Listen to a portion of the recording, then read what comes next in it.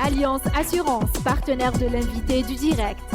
Alliance Assurance, avançons en toute confiance.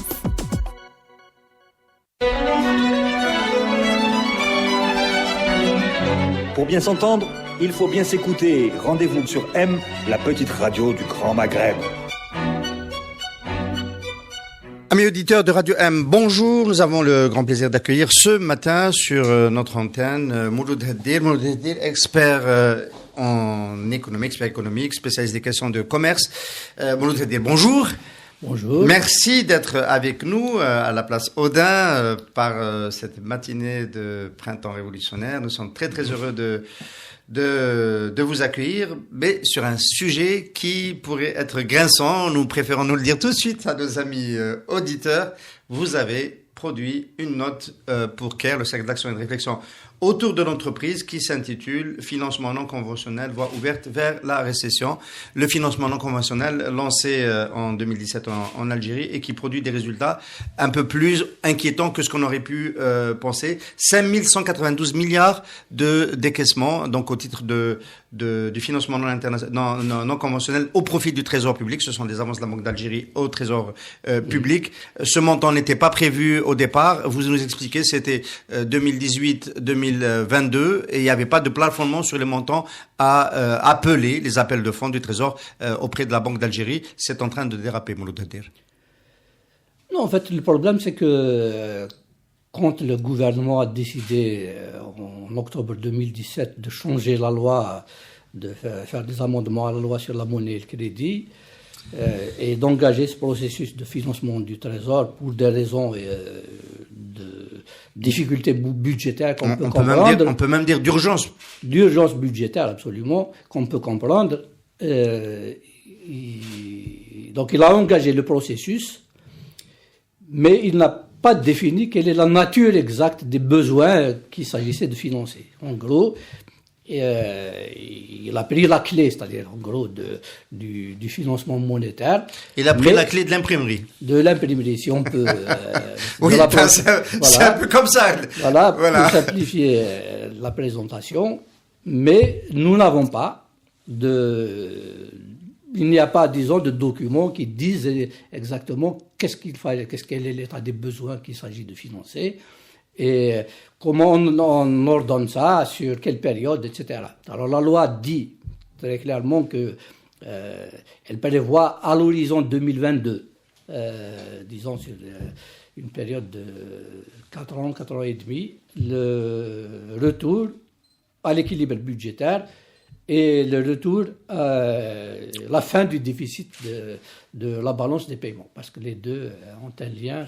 Et donc la fin du recours au financement non conventionnel. Voilà, bien entendu. Ça signifie que, de toute façon, le processus est destiné à durer 5 années. Alors, ce qui a déclenché cette note, Mouloud Haddir, c'est l'intervention du gouverneur de la Banque d'Algérie devant l'Assemblée nationale en décembre dernier, qui a donné des indications sur, parce que c'est lui quand même qui avance l'argent au Trésor, sur les affectations de ces différentes avances. Et le tableau montre, en fait, c'est ça le premier constat de cette note, que les besoins de financement du déficit sont plus importants que ce que l'on pensait. Oui, parce que à la base, on pouvait penser qu'il s'agissait de financer le déficit affiché, en tout cas du Trésor. On a un déficit du budget qui est régulier depuis très longues années. Pendant longtemps, c'était pris en charge par le FRR, par le Fonds de régulation des recettes. Et puis, depuis 2016, depuis début 2017, les caisses du FRR les ressources du FRR sont asséchées. Et donc, il était prévu, d'ailleurs, dans ce qui était appelé le modèle économique, nouveau modèle économique qui était approuvé par le gouvernement, de lisser un peu la dépense budgétaire sur une longue période, pour précisément organiser le retour à l'équilibre budgétaire.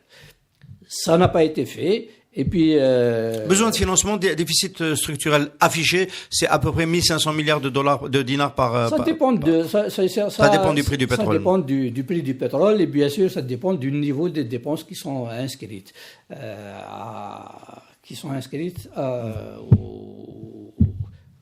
disons, dans la loi de finances. On a par exemple cette année 2017 ou 2016 où ça a beaucoup baissé. On a coupé, c'était encore le gouvernement Sellal, dans les dépenses d'équipement. Et puis 2017 et 2018, c'est reparti, c'est relancé. Le processus de la dépense d'équipement pour des raisons aussi qu'on peut comprendre. Mais enfin, l'élément essentiel, c'est que tout ça aurait dû être discuté, mis sur la table. En principe, l'Assemblée nationale sert à ça. Oui. L'autorisation qui est donnée à l'occasion de la loi de finances, logiquement, on met tout ça sur la table. Alors ce qui s'est passé, c'est qu'une année après, donc, puisque d'octobre jusqu'à décembre 2018, il y a un certain nombre le gouvernement a tiré, a fait procéder à des tirages auprès de la Banque centrale. Mais bon, c'est des opérations qui se font entre le Trésor et la Banque centrale. Et le gouverneur de la Banque d'Algérie, le 12 décembre, à l'Assemblée nationale, il a donné un premier état de situation. C'est là où il a parlé des 5192 milliards. Et puis bon, il a donné en gros une ventilation de ces... Alors on y apprend. On y apprend que le FNI a émargé à ses avances, que là, voilà, il y a un gros dossier qui prend 29%, presque le tiers des avances donc de la Banque d'Algérie au Trésor public, qui en fait servent à compenser les préfinancements de Sonatrach et de Sonelgaz pour les subventions non implicites à l'énergie. Alors, si tu permets, ce document du gouvernement de la Banque d'Algérie est très très intéressant. Parce que c'est la première fois qu'on a un ensemble d'informations extrêmement importantes et qui méritent débat et que, en principe, l'Assemblée nationale aurait dû débattre depuis longtemps.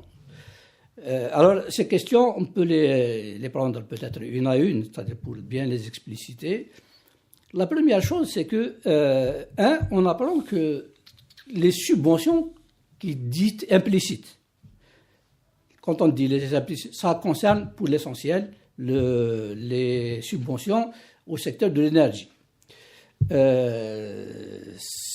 Ça concerne le carburant, l'électricité et le gaz. Alors, dans les deux cas, la facture, en réalité, par nécessité, disons, c'est préfinancé par la Sonelgaz, et c'est préfinancé par Sonatrach pour les carburants. Et donc, on apprend dans ce document, par exemple, que dans le cas de Sonatrach, elle n'a pas été payée depuis 2010.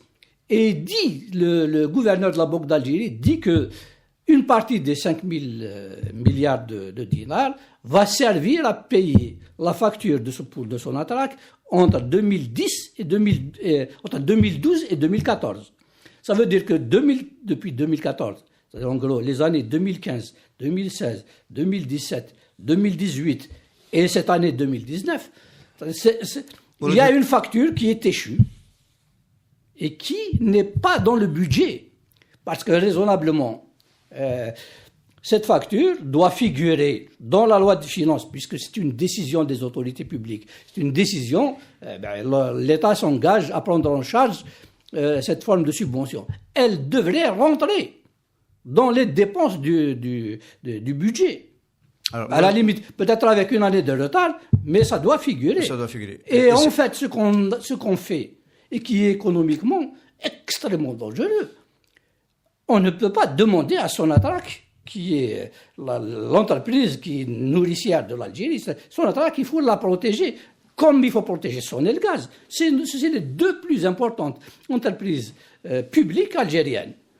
Alors, elles ne sont pas destinées à financer, alors que le gouvernement décide. On peut, pour nos amis auditeurs, prendre une minute pour expliquer ce mécanisme de préfinancement. Je vais essayer de le faire et vous me dites si oui. je suis...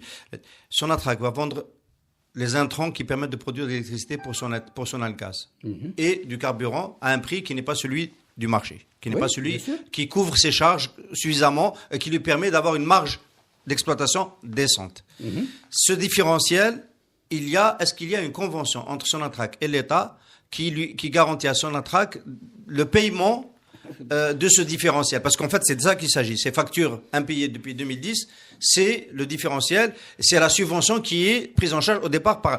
dans le cas de Sonelgaz, c'est la vente de l'électricité et du gaz qui sont en dessous des coûts d'exploitation. Bien sûr. Et c'est à l'État ensuite de payer Sonelgaz pour Oui, dans la combler là. mesure où l'État... Est-ce qu'il y a un lien contractuel qui existe qui permet à l'entreprise de revendiquer auprès de l'autorité publique son dû? Alors, oui et non. Oui, parce que dans la mesure où l'État, ça c'est les lois algériennes qui le disent, je crois que c'est la loi sur la concurrence, quand l'État vous oblige Assujetti à une mission de service public. quand il fixe, disons, votre prix, bah, si vous êtes une entreprise privée, vous fermez si vous n'arrivez pas, ou alors l'État vous donne l'argent. C'est le principe. Dans le cas de Sonelgaz, ce sont des entreprises publiques. Et donc, bon, l'État intervient. On peut comprendre tout ce dispositif, mais le problème, c'est que dans la forme, il faudrait que ça aurait dû être effectivement faire l'objet d'une convention, etc., qui soit publique, affichée. Pour sortir de l'implicite. Pour sortir de l'implicite, etc. Et puis, la facture devrait être réglée directement dans le budget, à la limite même avec un retard d'une année, etc. C'est des choses qu'on peut envisager, mais ça doit rentrer dans le budget. C'est très, très malsain. C'est le premier poste, hein. C'est le premier poste. Hein. Alors, ça dépasse celui de la couverture. Alors, je vais vous dire la chose suivante. C'est-à-dire quand on lit, avec un peu d'attention, les documents, les notes de présentation que le ministère des Finances fait à l'occasion des lois de finances. Bon, il les publie avec un peu de retard. Celle de 2019, elle n'est pas encore publique, etc. Et voilà. Mais par exemple, quand on consulte les précédentes, alors les fonctionnaires du ministère des Finances sont alertés. C'est-à-dire parce que de temps en temps, ils mettent les chiffres. Alors, par exemple, pour l'année 2004, dans la note de présentation de la loi de finances pour 2016, la note donne des chiffres sur le montant de ces subventions implicites. Et c'est là qu'on sait que c'est des montants extrêmement élevés, puisque c'est 630, ça c'est en 2014. Et la consommation a augmenté, les coûts de production probablement ont augmenté, etc. Bon, mais disons que j'ai donné ces chiffres dans la note simplement pour avoir une idée, c'est pour avoir une estimation grossière, mais disons pour savoir en gros quelle est la taille de la bête. C'est 630 milliards de dinars pour les carburants. Et c'est 910 milliards, ça c'est une note pour la Sonelgaz, pour l'électricité et le gaz. Alors, c'est des montants immenses. Et il faut, je conçois, c'est-à-dire que je conçois que l'État veuille avoir une politique sociale généreuse, etc. Personne ne discute de ça. Mais il faut que la facture, à un moment donné, quelqu'un la règle. Sonatrach, par exemple, on a appris, bon, moi j'ai lu comme ça, quand on lit les journaux, on fait attention, Sonatrach, semble-t-il, a des problèmes pour financer ses propres projets. Tout simplement parce que l'État ne la paye pas. Alors, bien sûr, ils ne protestent pas publiquement, etc. Je suppose qu'ils doivent le dire dans des réunions publiques. Mais enfin, le problème est un problème national. Il y a quelqu'un qui le faisait publiquement. Nous avons une Assemblée nationale dont c'est le travail. C'est-à-dire, en gros, les comptes, mais qu'ils ne le disent pas, peut-être. Enfin, ça, c'est des choses qui doivent être affichées. Et c'est un problème national. Oui. C'est pas le problème de tel ou tel gouvernement, ou de telle ou telle société, etc. On le discute. Il y a quelqu'un qui nous a alerté sur ça, c'est M. Nourdine Boutelfa, quand il était à la tête de Sonelgaz. Il le rappelait pour Sonelgaz. Non, mais je veux dire, pour une fois, on a des chiffres. Et alors maintenant, il faut financer ça avec la planche à billets. C'est pas acceptable. Alors, troisième mauvaise surprise, on apprend donc à la faveur de cette ventilation que nous a proposé donc le gouvernement de la Banque d'Algérie que la CNR aussi émarge au dispositif, mais à travers un mécanisme un peu compliqué qui passe par la famille. 500 milliards de dinars pour éponger. Alors, 500 milliards de dinars, c'est pour... je crois que c'est pour 2018, si mes souvenirs sont bons. C'est 500 milliards de dinars qui sont consacrés dans la ventilation qui a été donnée par le gouverneur de la Banque d'Algérie à la prise en charge de ce déficit de la CNR. Pour l'année 2019, dans la loi de finances, il y a une disposition absolument surréaliste qui a été prise. En gros, on a chargé le Fonds national d'investissement. En fait, c'est du maquillage qui est un peu grossier. financer les retraites, ce n'est pas un problème, c'est pas le problème, ça ne devrait pas être le problème du Fonds national d'investissement. Et on espère quoi comme retour sur l'investissement des salaires, de la prise en charge des retraités, et puis bon, c'est des crédits sur 40 ans, je sais pas quoi, un système absolument... En fait, c'est pour effacer l'écriture sur le budget. C'est une façon de ne pas poser le problème aujourd'hui, etc. Bon, se disant, bon, je sais pas comment on peut faire des calculs de ce genre. Peut-être qu'il y a des gens qui attendent qu'un providentiel remontée des prix pétroliers, etc. Et de la fiscalité. Je sais pas comment on peut... Mais ça fait partie des déficits cachés. En tout cas, la note du gouverneur de la Banque d'Algérie a le mérite puisque bon, lui, il donne le chiffre. Et il dit, voilà ce qu'on va faire, voilà le problème qui est posé, et donc il faut le prendre en charge. Alors ça, donc il y a le deuxième, il y a un troisième volet qui est, ça personne n'en parle, mais c'est les déficits des entreprises publiques. Alors, ça, personne ne sait exactement. Dans la note de présentation de la loi de finances de 2016, encore une fois, je vous dis, les fonctionnaires, ils n'ont peut-être pas accès. Mais disons, dans leurs documents, ils ont mis un chiffre. C'était 950 milliards de dinars. Pour 2014. Alors, je ne sais pas comment ça se passe d'année en année. Non, en 2016, on peut comprendre dans la note de présentation de la loi de finances, pour la loi de finances de 2016. Hein. En gros, ils disent... C'était pour justifier ils appellent ça... Un budget d'austérité. Des subventions implicites. Implicites, bien sûr. En gros, elles ne sont pas apparables parce qu'on les constate en bout de course. Mais c'est tout de même, comme c'est des engagements de l'État, dans le cadre d'entreprises publiques, d'entreprises dans lesquelles il est actionnaire.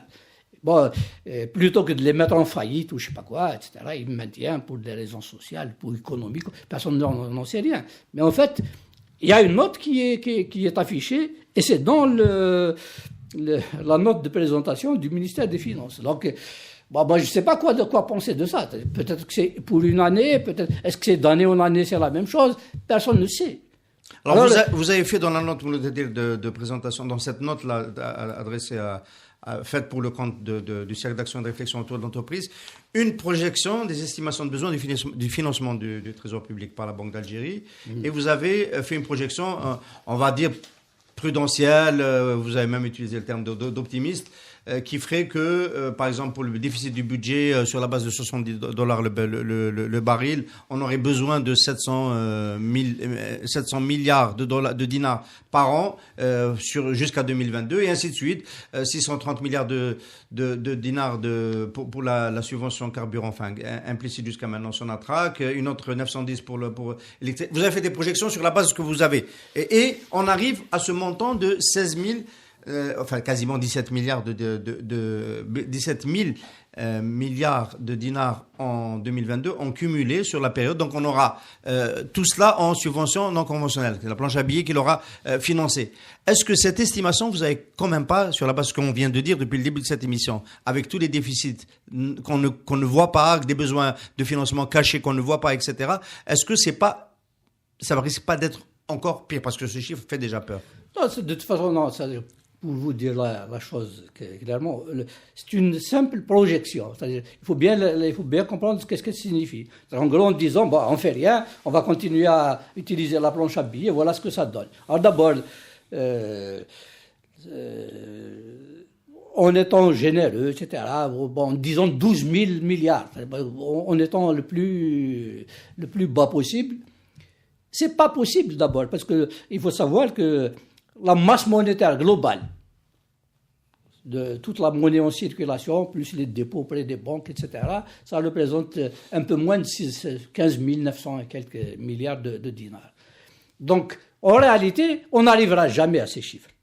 Parce qu'avant, le système aura pété depuis longtemps. Est-ce que c'est aussi sûr que cela? Non, c'est certain, c'est pas possible. Il y aura toujours des économistes qui vont vous dire que tout cet argent ne va pas aller dans l'économie, donc ne va pas nécessairement créer non, des... d'abord, Bon, CNR, c'est clair que ça va aller dans l'économie parce que c'est pour payer des retraites. Non, pour l'instant, d'abord, c'est le système, et ce système n'est pas destiné à financer des activités, etc., qui vont générer des ressources qui permettront de rembourser, etc., à l'avenir. On n'est pas dans ce schéma. On est dans un schéma où il s'agit de dépenses publiques pures, qui sont des engagements de l'État, soit au titre de ses engagements économiques ou de ses engagements sociaux ou de ses missions de service public, etc. Bon, donc c'est de la dépense pure.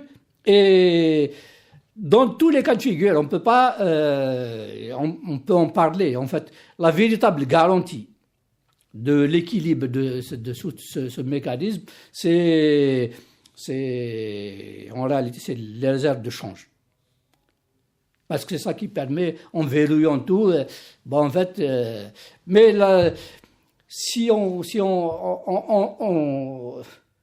aujourd'hui, on est à peu près à 80 milliards de dinars de réserves de change. Même si on les traduit en dinars aujourd'hui, ça ne fait pas, ça donne 7 000 milliards donc on n'est pas, ça n'ira jamais. Alors, 12 000, quand je donne ces chiffres, c'est pour donner une trajectoire. Je ne lui attache aucune. Mais quand même. Non, je veux dire, c'est juste. Alors, il y a quand même des déficits structurels qu'on peut pas supprimer. La CNR, si on fait pas une réforme de la Caisse nationale des retraites et du système de retraite algérien plutôt, on a tous les ans 600 milliards à mettre dans la caisse pour pouvoir payer les retraites. Le FNI, le FNI, on peut ne pas réinvestir les années prochaines. D'ailleurs, c'est le seul sur lequel la projection ne continue pas. Le système de subvention au carburant, à l'énergie globalement, électricité, gaz, si on le touche pas, on va continuer à décaisser pour pouvoir soutenir les entreprises qui font l'effort de production. Et je ne parle pas du déficit structurel du budget dans lequel il y a tout le reste du système de. Non, en fait, clairement, il y a 4 sources de déficit. C'est ça qui est dans la note. Il y a c'est d'abord le déficit public affiché. C'est-à-dire, on dit, c'est chaque année. Alors ça va aller entre, en calculant, c'est sur la base des informations disponibles, parce que le ministère des Finances a rendu, disons, il a publié un état des dépenses à fin août, des dépenses publiques. Donc, en faisant une projection, on aboutit, comme on a à peu près un baril à $70, on aboutit à 700 milliards de dinars. Mais bon, quand c'est les années antérieures, c'était le double. Bon, peu importe. Moi, je ne dis pas.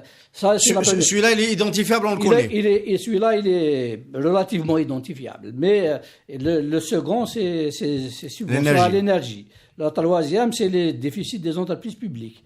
Et la quatrième, c'est la CNR. Disons, les gros postes. Parce qu'il y en a d'autres. Il y a les impayés. Quand je vous entends dire il y en a d'autres, ça me fait un peu peur. Ça me fait un peu peur parce que là. Je suis comme vous. Ça me fait peur aussi parce que au détour d'un journal, en lisant le rapport de la Cour des comptes pour 2016, on découvre par exemple que les hôpitaux, il y a une facture qui est de 50 milliards de dinars qui n'est pas réglée. Ça, c'est des choses. Et puis, il y a des entrepreneurs qui ont réalisé des travaux dans le cadre des programmes publics qui ne sont pas payés. Tout ça, ça va revenir, mais bon, il va bien falloir payer ça un jour ou l'autre. Et donc, on a un problème qui est majeur. Et moi, ce que je dis, c'est une chose très simple. Il faut commencer par devenir sérieux. Il faut mettre d'abord, on va regarder ça, il faut que ce problème soit posé. Parce que si on veut y trouver une solution, il faut d'abord le poser. Et c'est un peu ce que j'essaie de faire à travers la note.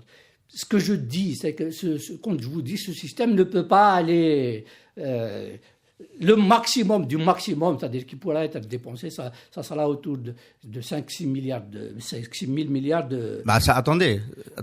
Ça, quand vous dites ça veut dire qu'on ne le fera plus. On est déjà à 5 000. Non, parce que ça veut dire... On est même à 6 500. Ça veut dire qu'il faut, avant ça, parce que jusqu'ici, le gouvernement a dit, je vais faire des réformes. Il le dit depuis très longtemps, mais il ne les fait pas. Ça veut dire que de toute façon, dans la période, il faudra que des réformes radicales soient mises en œuvre. C'est-à-dire, en gros, les subventions, c'est pas tenable. La CNR, c'est pas tenable. Tout ce système-là n'est pas, le niveau de dépenses publiques, c'est pas tenable. Les entreprises publiques, les déficits des entreprises, c'est pas tenable. Ça veut dire qu'il faut remettre de l'ordre. Dans tous les cas de figure, quiconque viendra, demain, dans une autorité, quelle que soit l'autorité gouvernementale qui sera là, C'est ça son principal problème. Et il va falloir affronter la population. C'est ça que je veux dire. Il faut le dire. C'est ça. C'est extrêmement. Je ne veux pas être à la place des gens qui vont prendre ce type de décision. C'est très très dur.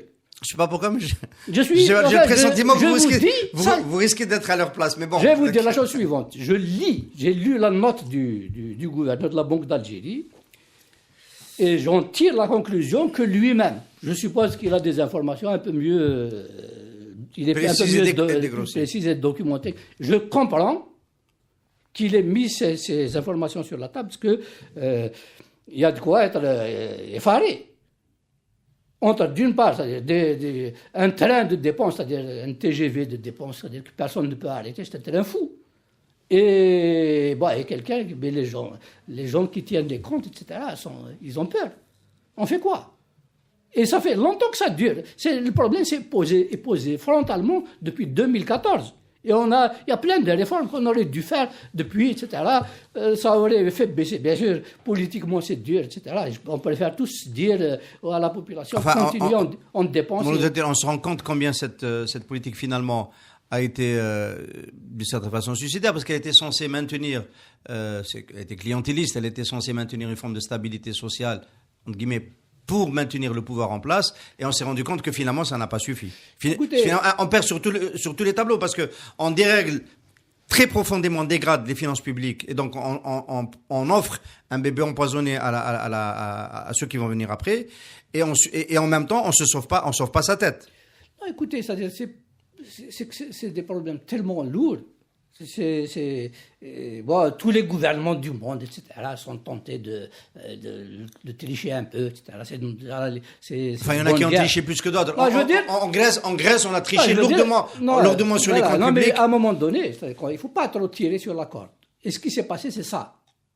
Et je pense que il est temps de mettre c'est-à-dire la facture sur la table.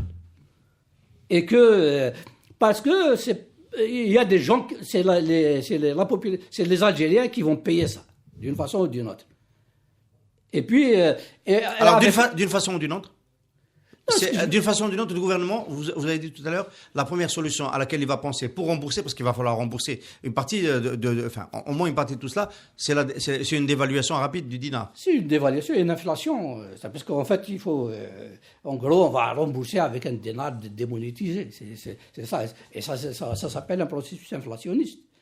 Enfin, tout ce qu'on a voulu empêcher, quand le gouvernement dit aujourd'hui « je maîtrise l'inflation », c'est vrai. C'est comme quelqu'un qui tombe du 20e étage. C'est-à-dire, à chaque fois, il dit, jusqu'à maintenant, c'est vrai. Mais, il y a le sol qui arrive. Il y a le sol qui arrive. Et à un moment donné, il va falloir atterrir. Et le problème, c'est celui-là. C'est comme ça que le problème se pose. Et il faut bien regarder les choses en face. Ça s'appelle de la responsabilité. Et il faut dire la vérité aux gens, etc. Mais on est tous sur le même bateau. Ce bateau s'appelle l'Algérie, etc. On est tous, on vit dedans. Et si quelque chose ne va pas, il faut en parler.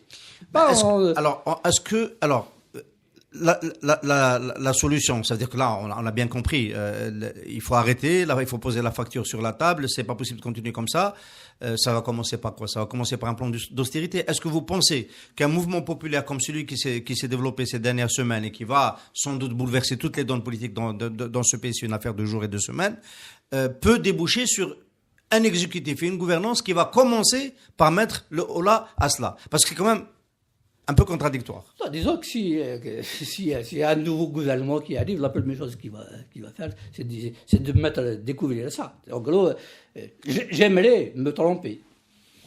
J'aimerais véritablement me tromper. Bon, mais les chiffres sont les chiffres. Et c'est une autorité officielle qui les a donnés. Donc, on a un problème sur les bras.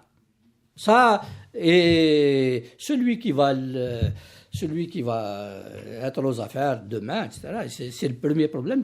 Et donc, politiquement, ça signifie simplement qu'il va falloir tenir un langage de vérité. Bon, à la limite, ce qui se passe, c'est une chance, parce qu'il va falloir véritablement commencer à ouvrir les yeux Alors, le premier poste sur lequel, en règle générale, tous ceux qui sont intéressés à l'ingénierie des réformes et de la transition, le premier chantier, c'est ce poste, c'est le premier, c'est celui des subventions implicites à l'énergie. Est-ce que il y a une grande marge? Le premier, on va dire, c'est le premier.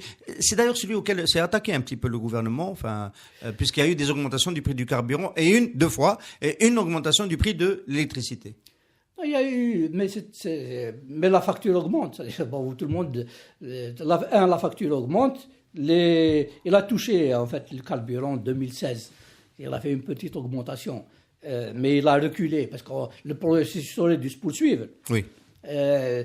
En fait, ce problème a été posé depuis plus de 20 ans. En 2018 et en 2019, en 2016 et en 2018. Il n'a pas touché en 2018.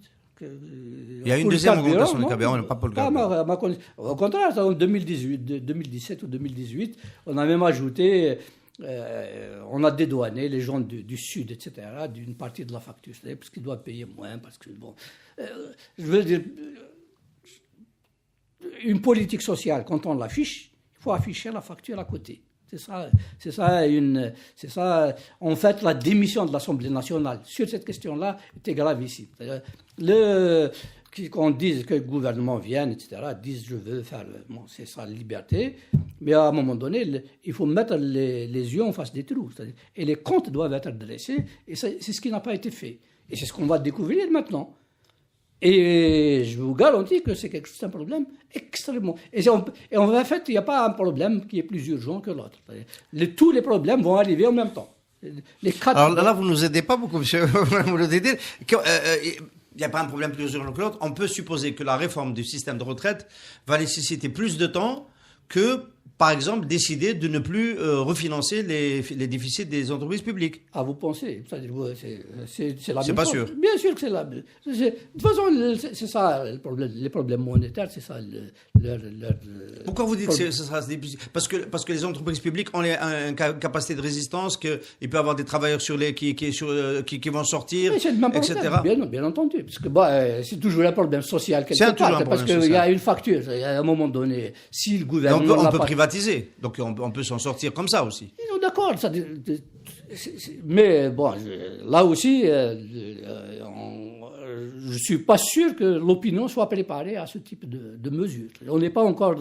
On devrait pouvoir aussi mettre en place, c'est-à-dire des systèmes de financement plus sains, la bourse, etc. Bon, mais on a perdu beaucoup de temps. C'est parce que le temps que les rouages se mettent en place, etc., d'avoir un système, par exemple, une bourse efficace, des banques qui soient en mesure de gérer, de transformer de l'épargne en crédit, etc. Tout ça, c'est des choses qui ne sont pas... Qui prennent du temps. Donc, c'était d'ailleurs dans le package du gouvernement, quand il a sollicité auprès de l'Assemblée nationale cette possibilité de prendre les clés de l'imprimerie, il avait en contrepartie proposé des réformes, dont celle de la mise en place d'un marché financier. Il a mis tout ça sur la table, c'est très bien, d'accord. D'ailleurs, il n'avait pas besoin de mettre ça dans un décret, et ça c'est un programme politique, on dit, on le fait, etc., et on se met au travail. C'est pour s'astreindre, il l'a fait, oui, d'accord. Mais il l'a pas fait. Non, mais là, en fait, dans la pratique, c'est-à-dire, tout le monde, on regarde ça, c'est-à-dire, ça n'a pas été fait, on peut comprendre pourquoi, etc., parce qu'il y a plus d'une année électorale, tout ce que vous voulez, mais la réalité, elle est celle-là. C'est ça le gros problème. Alors, votre document s'appelle Financement monétaire des déficits publics, la voie ouverte vers la récession économique. On comprend que ça va créer de terribles tensions inflationnistes, ça on le comprend avec une masse monétaire bis à côté de la masse monétaire actuelle, si on suit le trend de cette évolution. Mais pourquoi nécessairement la récession? Parce qu'en règle générale, c'est plutôt pour soutenir l'activité qu'on finance le FMI. Quand je disais la récession, c'est en disant, en poursuivant sur cette... alors bien sûr, le principal problème qu'il va poser demain, qu'il va falloir poser précisément, c'est de poser le problème de la croissance économique. Parce qu'il faut renouer avec la croissance dans des conditions extrêmement difficiles. Et donc, c'est pour ça que je vous dis, toutes ces mesures, il va falloir être vraiment, il faut se mettre au travail. Parce que si on veut renouer avec la croissance, c'est un changement radical dans la gouvernance de notre système économique. Et puis, ça commence par d'abord une gestion un peu plus intelligente du taux de change. La surévaluation du taux de change, c'est une prime à l'importation. Et ça, c'est une prime, disons, au conservatisme, etc., et aux rentes. Il faut arrêter avec ça. Et donc, il faut affronter la réalité. De toute façon, il vaut mieux l'affronter. Parce que quand elle va nous tomber sur le dos, ça va être extrêmement difficile. Alors, je rappelle à nos amis auditeurs qui ne le sauraient pas que vous avez été aux responsabilités dans la séquence précédente de 90 jusqu'à quelques années plus tard, donc dans les réformes de marché de la période d'après octobre 88. Est-ce que vous étiez notamment le directeur du premier observateur du commerce en Algérie? Est-ce qu'on n'est pas de proche en proche en train de rentrer dans une séquence qui va ressembler? C'est-à-dire est-ce qu'on ne va pas devoir recommencer par une stabilisation financière, par un ajustement, notamment budgétaire, comme en 94, mais sous les fourches codines du FMI, avant de pouvoir engager, ou en parallèle, pour pouvoir engager des réformes de structure. Parce que finalement, avec l'inflation qu'on est en train de préparer, avec ce système de dérapage, avec ce dérapage des financements non conventionnels, on va devoir commencer plutôt par là. Et donc par une dévaluation, par le scénario compte dessus. En fait, le scénario le pire, c'est d'attendre que les réserves de change s'assèchent définitivement. Et puis à ce moment-là, c'est la faillite et le FMI, etc., et le dispositif Alors, entre-temps, c'est-à-dire dans la période qui nous reste, on a la possibilité de faire autrement et d'aller vers le traiter nous-mêmes, en responsabilité, nos propres problèmes. Ça signifie qu'il faut un nouveau contrat politique. C'est-à-dire, pour être clair, c'est pas avec l'équipe qui a dirigé jusqu'ici, c'est pas celle-là qui va faire le travail. Et ça signifie aussi une restructuration en profondeur du pouvoir, de l'organisation institutionnelle du pouvoir algérien. Parce que ce système, c'est-à-dire que nous avons jusqu'ici, bon ça c'est, si vous permettez, c'est ça que je souhaitais mettre en avant comme conclusion, le système présidentiel tel qu'il a fonctionné jusqu'à maintenant, un système présidentiel qui concentre de façon excessive tous les pouvoirs, c'est une machine à produire de la corruption. Quelles que soient les personnes, je ne parle pas de X ou de Y, même vous mettez un ange à la tête, c'est-à-dire il sera pollué parce que si vous tenez trop de pouvoir, il faut réorganiser autrement, d'un point de vue institutionnel, le pouvoir économique. Il faudrait certainement avoir un gouvernement qui soit responsable devant une assemblée, et une assemblée réellement élue, quelle qu'elle soit. Moi, je vous dis la chose suivante, que les problèmes sont tels que aucun pouvoir non légitime ne pourra les traiter réellement. C'est ça ma conclusion. Et donc, il faut véritablement réfléchir à une organisation, prendre un peu de temps peut-être. Ici, il faut se donner un peu de une période de transition, etc. Il faut le faire parce que la crainte, etc., c'est les conséquences sociales qui peuvent être désastreuses pour une bonne partie de la population. C'est probablement les couches les plus fragiles. Et il faut prendre le temps qu'il faut, etc. Mais il faut remettre de l'ordre dans la machine économique algérienne. Et je peux vous garantir que de ce point de vue, les défis qui sont devant nous sont d'une nature telle que seuls des gens réellement légitimes, etc., et qui sont soutenus par la population et qui parlent au quotidien avec la population et qui sont sur le terrain, seul un tel système, c'est-à-dire pourra, en tout cas, mettre en œuvre ce type de réforme. C'est tout le mal qu'on souhaite à ce processus de révolutionnaire qui puisse nous apporter cette possibilité-là de se parler entre Algériens, de poser les vrais problèmes sur la table et surtout de pouvoir élire des représentants qui sont en mesure d'assumer des politiques de vérité, parce que nous sommes effectivement, avec ces chiffres que vous avez cernés et ce scénario que vous avez expliqué et sur lequel vous avez alerté, Mouloud Redir, nous avons des raisons d'être particulièrement inquiets et il faudra vraiment prendre le taureau par les Agricole. Merci beaucoup d'avoir été notre invité ce matin. Merci à vous. Alliance Assurance, partenaire de l'invité du direct. Alliance Assurance, avançant en toute confiance.